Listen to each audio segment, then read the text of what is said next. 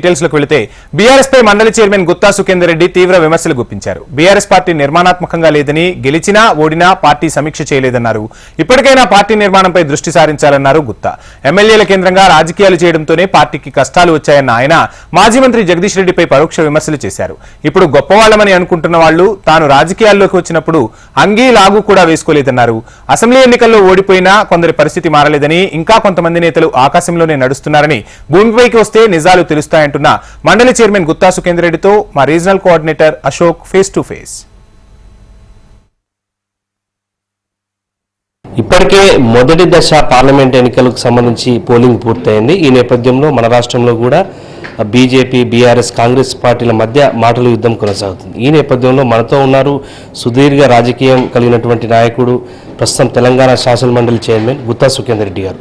గుత్తా సుఖేందర్ రెడ్డి తనయుడు Gutta Amit Reddy BRS party నుంచి Nalgonda, Bhuvanagiri ticket కోసం ప్రయత్నాలు చేశారు. అసలు టికెట్ అధిష్టానం నుంచి ఇస్తాను ఆఫర్ వచ్చిందా, లేదంటే పోటీ నుంచి ఆయన నిష్క్రమించారా?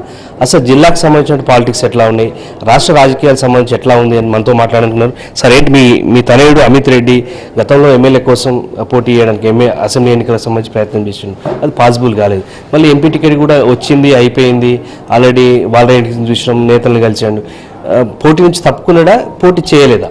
పార్టీ పోటీ చేయడానికి ఆఫర్ చేసిన మాట వాస్తవం.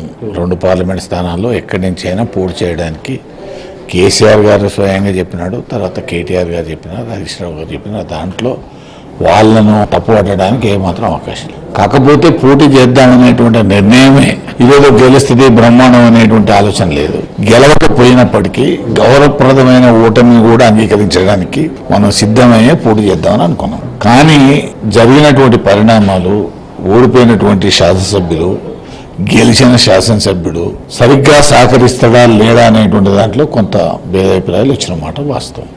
ఇటువంటి సందర్భంలో వీళ్ళ సహకారం లేకుండా మనం పోటీ చేస్తే ఓడిపోయేది గౌరవప్రదంగా కూడా ఓడిపోము, చాలా ఘోరంగా ఓడిపోతాం అనేటువంటి అభిప్రాయానికి వచ్చిన తర్వాతనే అమిత్ వెనకకు వెళ్ళి కేటీఆర్ గారికి, హరీష్ రావు గారికి చెప్పినారు, నేను ఈ సమన్వయము సరిగ్గా లేదు, వీళ్ళు సహకరించేదానికి సిద్ధంగా లేరు అనేటువంటి అభిప్రాయం చెప్పి వారు విత్డ్రా చేసుకున్నారు.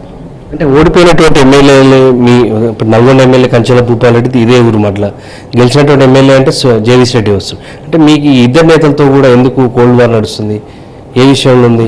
వాళ్ళు ఎందుకు అంటే వాళ్ళు సపోర్ట్ చేయట్లేదా, మీకు సపోర్ట్ అందించట్లేదా? మీకు ఒక విషయం చెప్తాను.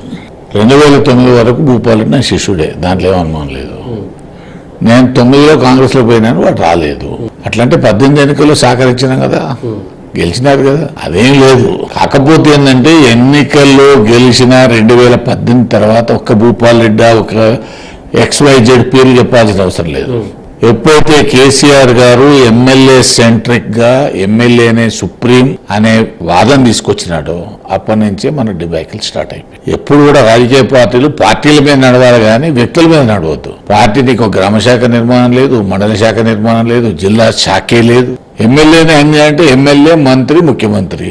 మరి మిగతా వ్యవస్థలన్నీ పార్లమెంట్ సభ్యులు ఏం చేయాలి, ఎమ్మెల్సీలు ఏం చేయాలి, జిల్లా పరిషత్ చైర్మన్లు ఏం చేయాలి, మన మున్సిపల్ చైర్మన్లకు ఉన్న అధికారాలన్నీ కలెక్టర్లకు అప్పచెప్తుంది. ఒక్క పైసా మండల పరిషత్తులు ఉన్నది, వాళ్ళు ఏం చేయాలి? కాబట్టి ఈ వ్యవస్థలన్నీ నిర్వీర్యం అయిపోవడం వల్లనే ఈ పరిస్థితి వచ్చింది. అంటే మీరు ఎన్నికల ముందు, కొన్నేళ్ల ముందు కూడా సీఎం కేసీఆర్ అప్పుడు పాలన బాగుంది, సంక్షేమ పథకాలు బాగున్నాయి అని అవన్నీ చెప్పినప్పుడు ఇవన్నీ కూడా ఎందుకు చెప్పలేకపోయారు? ఓడిపోయిన తర్వాత కేసీఆర్ వ్యక్తి మంచోడు, కేసీఆర్ విధానాలు బాగున్నాయని ఇప్పుడు కూడా చెప్తున్నాను. కాకపోతే జరుగుతున్నటువంటి పరిణామాలు రాజ్యాంగం, నీకు పార్టీ నిర్మాణం లేదని చెప్తున్నాను నేను. ఈ ఓడిపోవడానికి కారణం ఏంటంటే పార్టీ నిర్మాణం లేదు, ఎమ్మెల్యే సెంట్రిక్ గా రాజకీయాల వల్లనే మనం ఈ పరిస్థితికి వచ్చిందని. ఎప్పుడు కూడా సమీక్షలు అవసరం రాజకీయ పార్టీలకు. ఒకనాడు కూడా సమీక్షలు ఉండవు, ఒకనాడు కూర్చోబెట్టి మాట్లాడేది ఉండదు.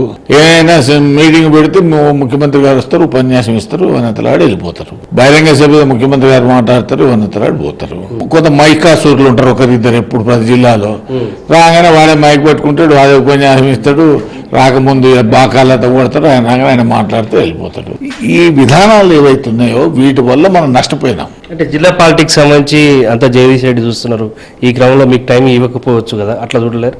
అది నేననేది జగదీశ్వర్ రెడ్డిని ఆయనకి ఇచ్చే విలువ ఆయనకి ఇవ్వు, మనం వద్దనట్లేదు. కానీ మరి ఏమైంది వాళ్ళ ఇవాళ ఏమైంది? ఎందుకు పోయినాయి 11 స్థానాలు? ఆయన సచ్చుకుంటే బతుకుంటే 3 సార్లు అట్లే గెలిచింది కదా. ఎందుకు? కారణం ఏంటి? 10 సంవత్సరాలు మంత్రిని పనిచేసిన ఆయన ఈ సాగు బతుకుల మధ్య గెలిపోయింది ఏంటి? అందుకనే ఎప్పుడు కూడా అహంకారపూరితంగా ఎవరి స్థాయిలో వాళ్ళని వివరించొద్దు. భూమి మీద నిలబడి మాట్లాడాలా, భూమి మీద నిలబడి వ్యవహారం చేయాలి. ఎప్పుడు అధికారం ఎవరికి శాస్త్రం కాదు.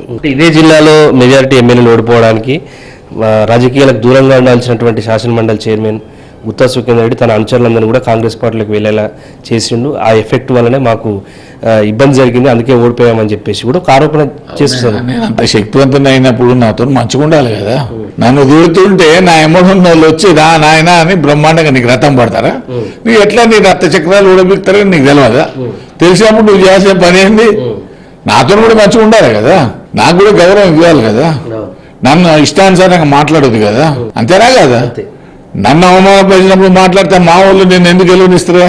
జిల్లాలో 11 మంది ఓడిపోతే నేను బాధ్యుని? నేను కాదు కదా. ఒకవేళ నిజంగానే నేను 11 మందికి బాధ్యుని అయితే నా అంత గొప్ప నాయకుడు ఒకడు లేడని మీరు సర్టిఫికెట్ ఇచ్చినట్టే నాకు. అంటే ప్రభుత్వం పోయినటువంటి క్రమంలో ఇప్పటికే పార్టీ కష్టాల్లో ఉంది, ఇంకా భూమి మీదకి ఎవరు రావాల్సిందంటారు? ఇంకా పార్టీ నీ పరిస్థితి తెచ్చిన వాళ్ళు రావాల్సింది ఎవరు?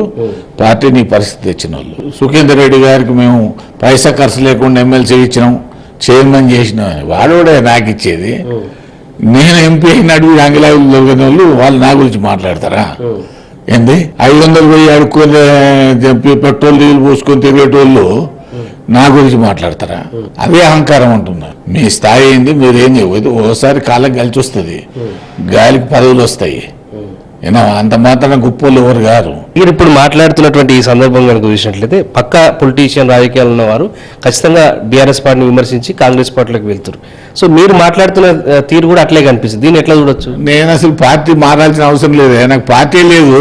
ఇక మారేది ఎక్కడదే?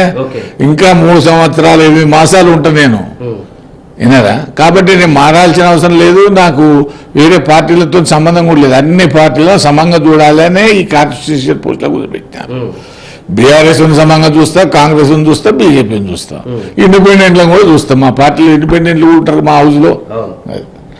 సో ఇది మొత్తంగా చూసినట్లయితే అమిత్ రెడ్డి పోటీకి సంబంధించి జిల్లాలో సమన్వయ లోపం, నేతల సహకారం లేకపోవడం వల్ల పోటీ నుంచి తప్పుకున్నట్లుగా శాసనమండలి చైర్మన్ గుత్తా సుఖేందర్ రెడ్డి చెప్తున్నారు. ఉరుమట్ట నుంచి కెమెరామెన్ సలీంతో అశోక్, HM TV, నల్గొండ.